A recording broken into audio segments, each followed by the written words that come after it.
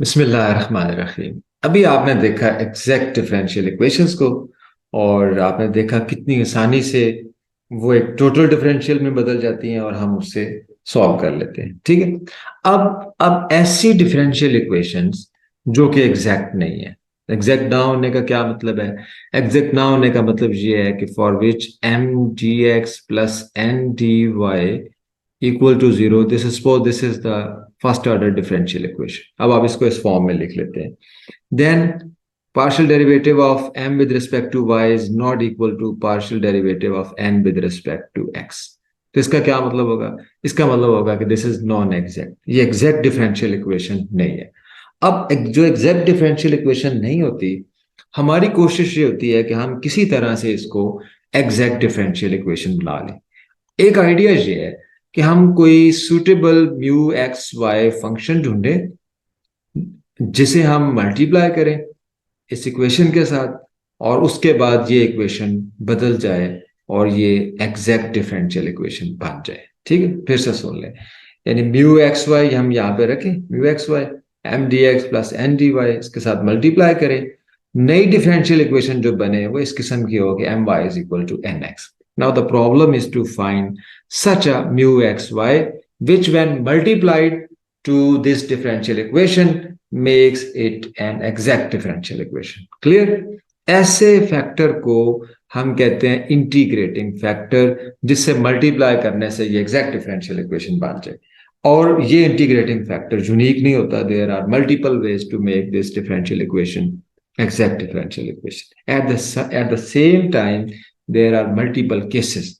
यानी कि in general नहीं आप कोई टेक्निक दे सकते जो हर एक नॉन एग्जैक्ट डिफरेंशियल इक्वेशन को एग्जैक्ट बना दे। ठीक है, देयर आर मल्टीपल केसेस, हम डिफरेंट केसेस लेंगे।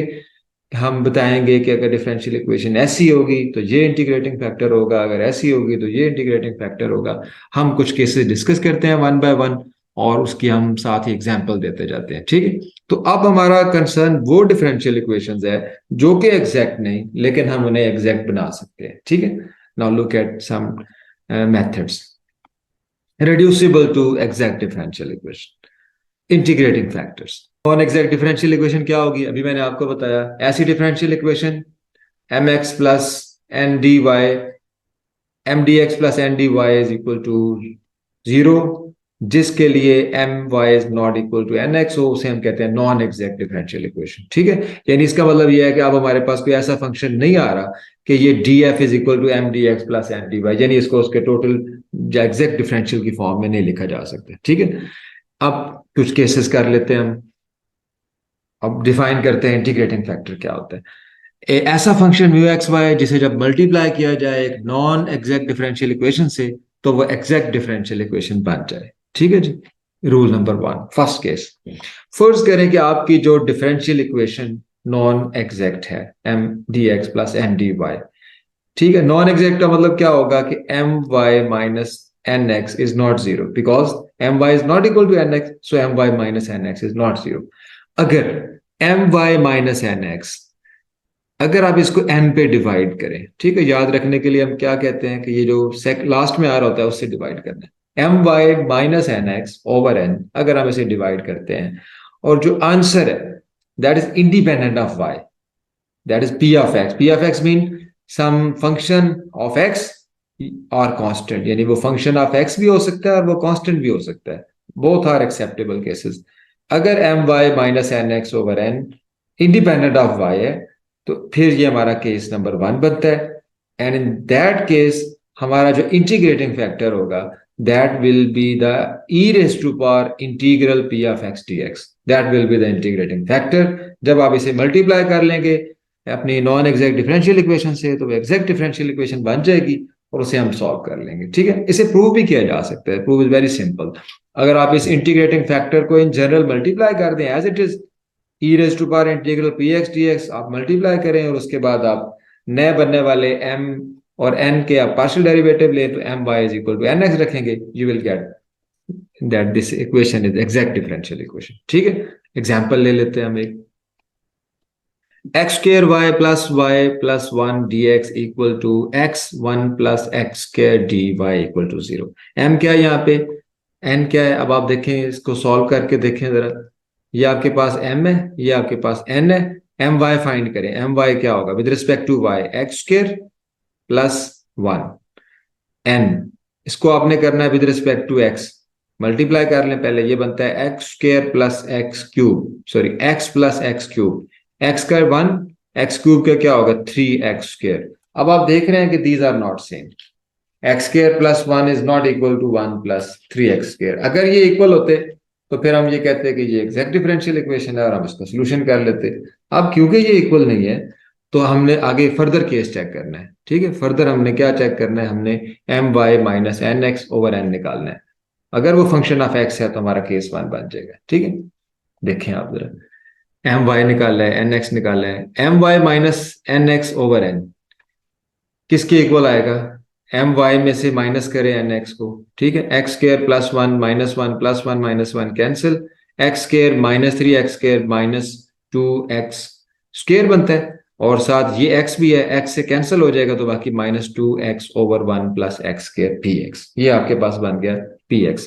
अब now this is a function of x only, this is independent of y।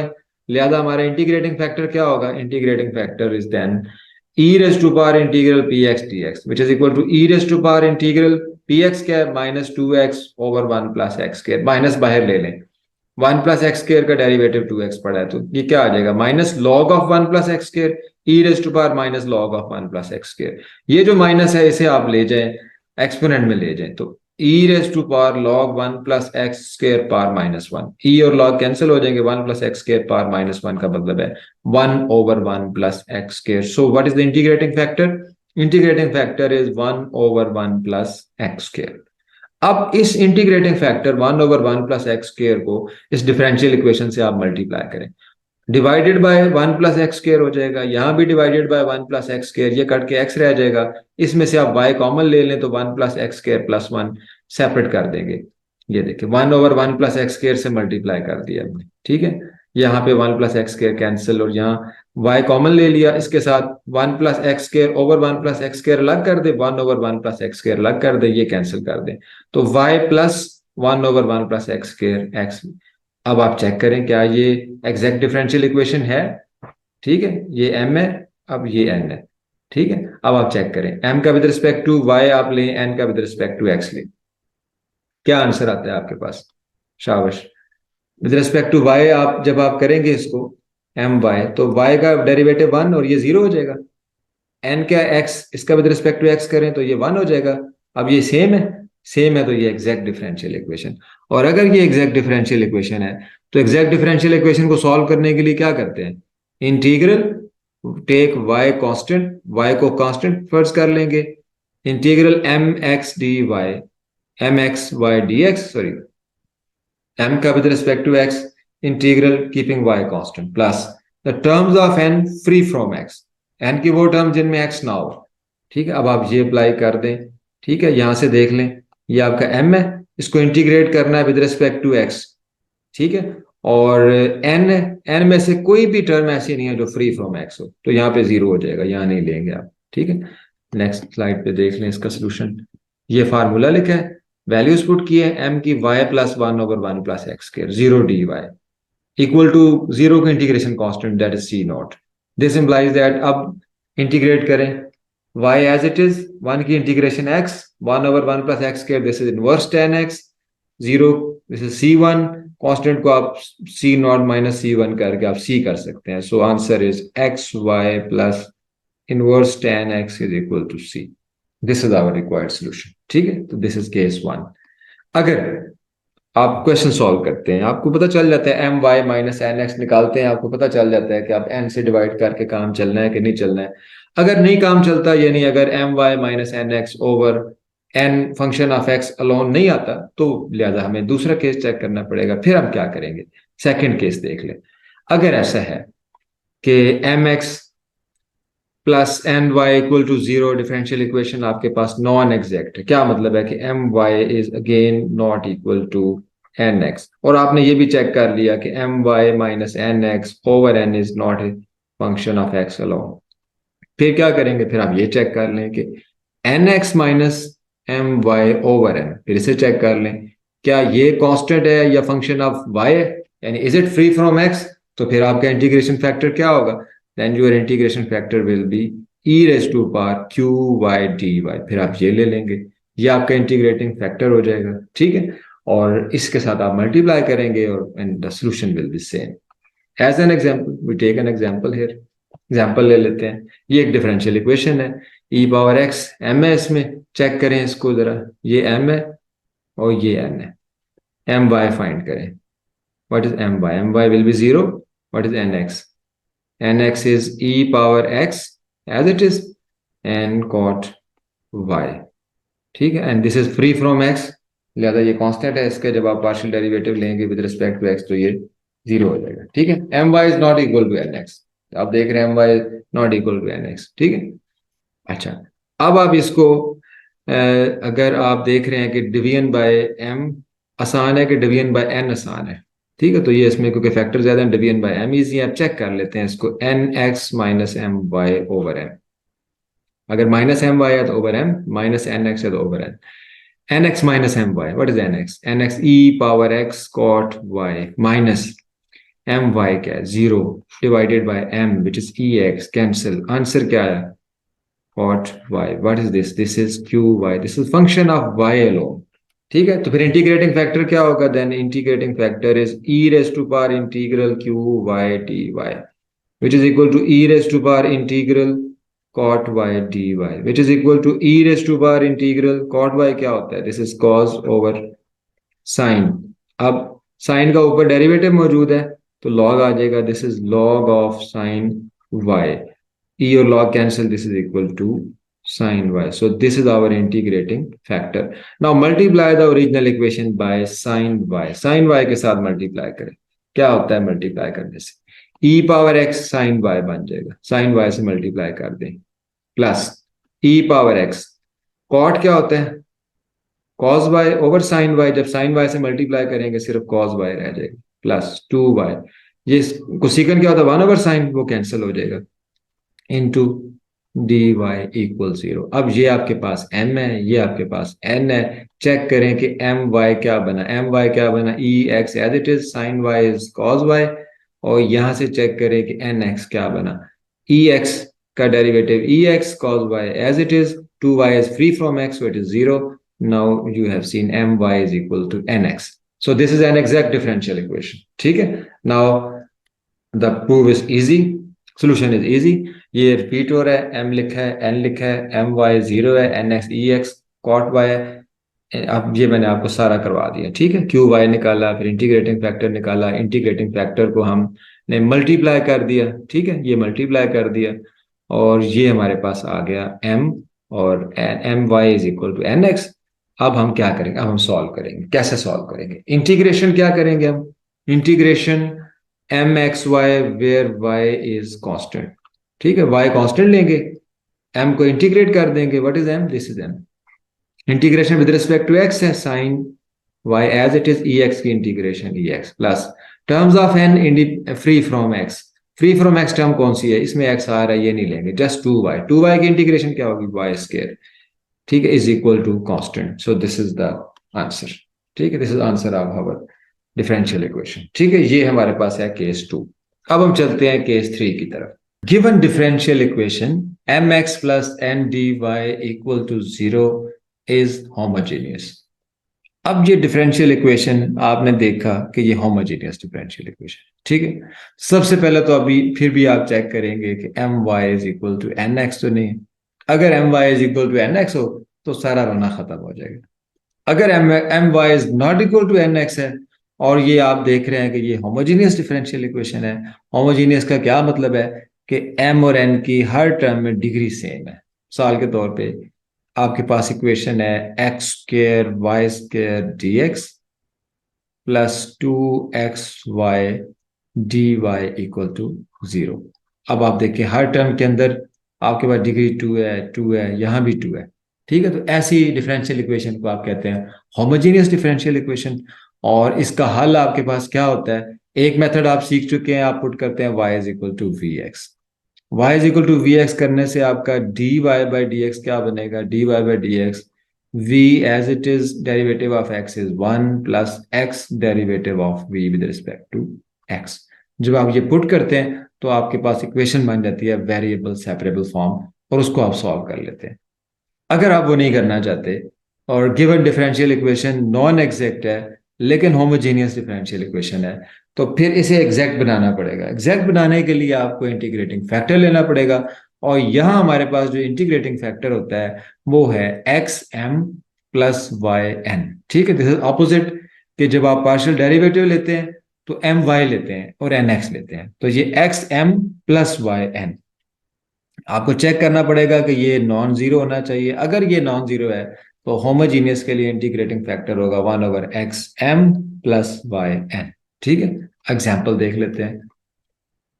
ये एग्जाम्पल है x square y minus 2x y² minus x³ minus 3x² y। अब इस differential equation को check करें।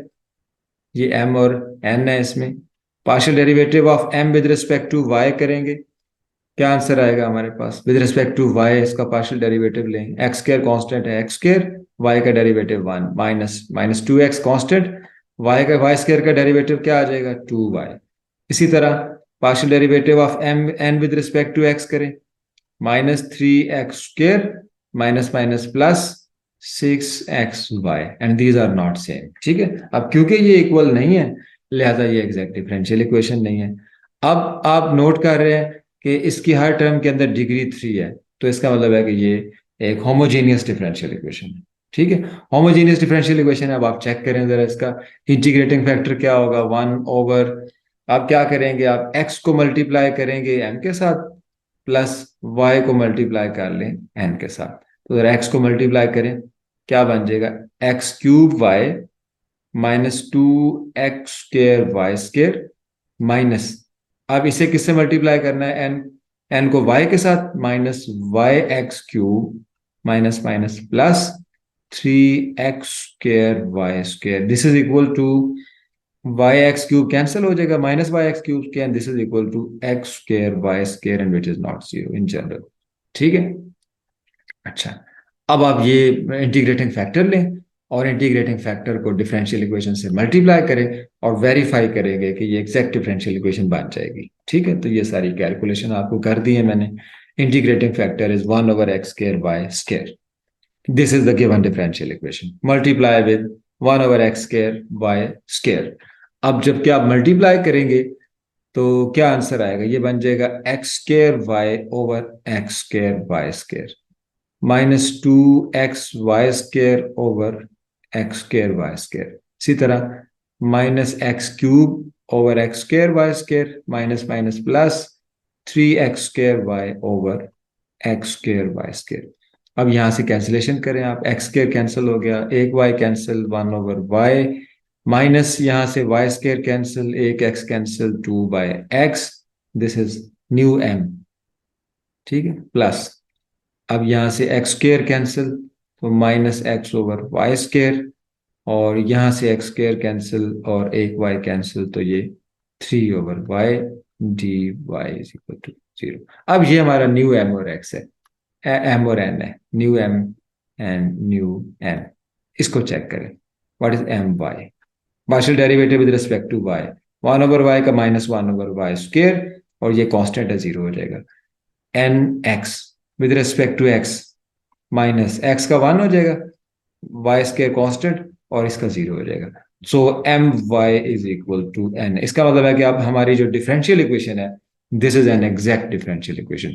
और एग्जैक्ट डिफरेंशियल इक्वेशन को solve करने के लिए आप क्या करते हैं? y constant, take y constant, y को आप कांस्टेंट रख लेंगे, और m आ जाएगा आपके पास 1/y माइनस 2/x dx। इसकी इंटीग्रेशन कर लें, plus integral terms of n free from x। n की कौन सी टर्म्स है जो फ्री फ्रॉम x है? शाबाश, ये n है, इसमें तो x आ रहा है, ये नहीं लेंगे। 3/y इक्वल टू कांस्टेंट, 0 का इंटीग्रेशन कांस्टेंट। ठीक है, नेक्स्ट लाइन पे इसका आंसर आ जाएगा। ठीक है, तो ये सारी कैलकुलेशन अब आपकी हुई पड़ी है।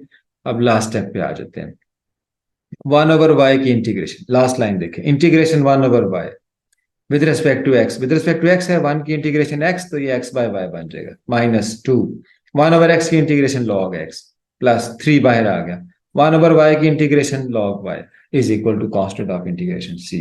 So this is our solution of the differential equation of a non-exact homogeneous differential equation. ठीक है जी.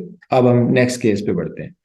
नेक्स्ट केस हमारा again we have same form x mx plus n dy equal to 0. Again same thing, if my equal nx then it is exact differential equation and we can easily do it. And if my is not equal to nx but then this is non-exact differential equation. ठीक है. अगर तो ये homogeneous है तो integrating factor homogeneous वाला ले लेंगे. अगर my minus N x over N function of x है तो फिर भी रोला खत्म. अगर n x minus M y over m is equal to function of y है फिर भी कहानी क्लोज. अगर ये एक नई फॉर्म अब आपको बताने लगे हैं, अगर आपका m D x plus N D Y equal to 0 में m y not equal n x के, और जैसे कि आपको देखने से ही पता चल गया कि ये होमोजीनियस डिफरेंशियल इक्वेशन का केस था केस 3 में, अब आपको देखने से ही पता चल जाएगा कि यहाँ पे जो फंक्शंस आ रहे हैं एम और एन के, वो फंक्शंस एक्स वाई के फंक्शंस हैं. ठीक है. कैसे एक्स वाई के फंक्शंस हैं? This is a special form y f x y x g x y. यानी एम कैसा होगा आपका, एम में से जब आप वाई को सेपरेट कर लेंगे, या तो सेपरेट होगा या आप कॉमन ले लेंगे, तो रिमेनिंग जो फंक्शन बचेगा उसमें एक्स वाई का जीना मरना एक साथ होगा. क्या मतलब इस बात का मतलब ये है कि वो जो एफ ऑफ एक्स जो रिमेनिंग फंक्शन होगा वो उसमें एक्स वाई का बिहेवियर सेम होगा. यानी फर्ज करें x y plus x square y square, यानी एक्स वाई इकट्ठा आएगा. स्क्र में आएगा तो एक्स का भी स्क्र होगा, वाई का भी स्क्र में होगा. साइन में आएगा तो दोनों आएंगे, sine of x y. Tan में आएगा तो दोनों आएंगे, tan of x y. Square root में आएगा तो दोनों आएंगे एक्स वाई. ठीक है. नेचुरल लॉग में होगा तो दोनों आएंगे एक्स वाई. ये f function of x y का ये मतलब है. यानी आपको ये देखने से ही पता चल जाएगा कि ये फॉर्म 4 है.